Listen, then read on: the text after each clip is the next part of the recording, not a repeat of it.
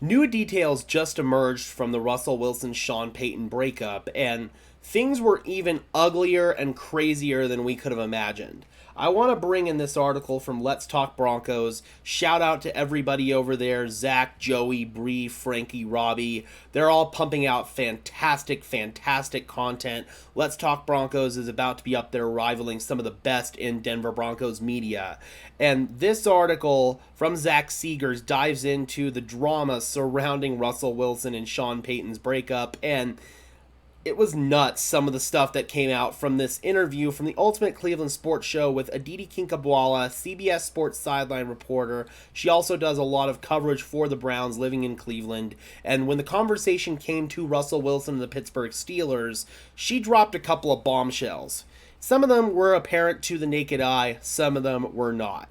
He was constantly climbing out of the back of the pocket. He struggled with snap counts. He couldn't manage or handle the play calling. They went from putting a wristband on him to, by the end of the season, all the play calls had to be 2 words and everybody else was required to know what the play calls were. Generally, you're not required to know every single element of a play call. If you're an offensive lineman, for the most part, you're just supposed to know the protections. If you're a receiver, you're mostly just supposed to know the route combinations. You don't need to know each and every single element of the play. Here, they had to condense every play down to two words, and every player had to learn what those 2 words meant and then play word association in their head and quickly remember what their job entailed on those plays when they couldn't hear exactly what it was in a play call. Sean Payton's play calls are sometimes 19, 20, 25 words long, so Russell Wilson struggling with this is unacceptable as a decade-long veteran, 9-time Pro Bowler, somebody who should have been there, done that by now. Bo Nix struggling with some of these intricacies of a Sean Payton offense is understandable because he's a rookie. Russell Wilson struggling with this as a 11-year veteran at the time is ridiculous. Absolutely ridiculous.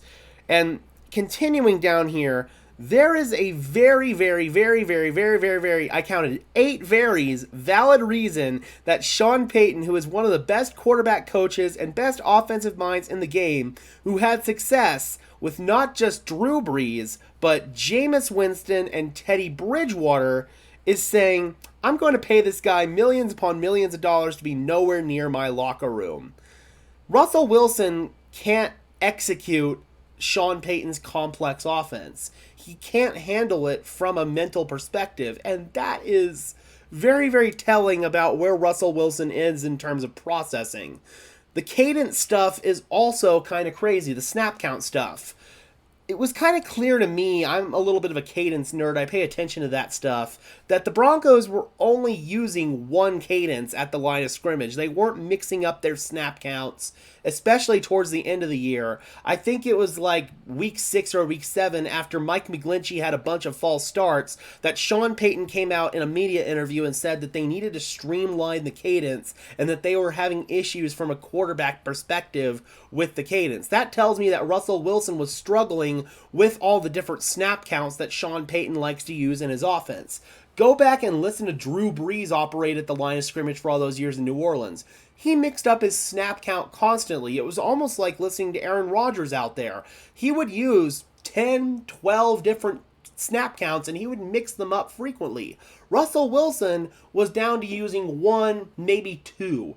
Again, 10-year veteran, 11-year veteran, whatever he was last year, is unacceptable. And you can't move forward with that. There was no avenue where the Broncos could move forward when they weren't able to execute day one rudimentary offensive stuff that is going to be installed in rookie minicamp here in a few days' time, and I expect Bo Nix to pick that up and master it well. The Broncos didn't have cadence issues in the last 2 games with Jarrett Stidham. From what veterans in the huddle were saying, Jarrett Stidham was able to operate things in the huddle really, really well. He got the play call out. He wasn't having issues literally spitting the play call out. And apparently Bo Nix did that stuff really, really well, not only at the Senior Bowl, but also in the private workout with the Denver Broncos up in Eugene. that gives me confidence that we're not going to see some of those same struggles that we had last year, and we can actually move forward into the real Sean Payton offense. We can unlock the 8, 10, 12 other pages of the playbook. I'm probably underestimating that because of just how much they had to condense down and strip away for Russell Wilson last year. It was ridiculous, and this report from Aditi Kinkhabwala really lets some insight in as to why the Denver Broncos let go of Russell Wilson and why they could no longer continue with this. All I gotta say is good luck in Pittsburgh with Arthur Smith, because it's not going to be much easier for you there, Russ.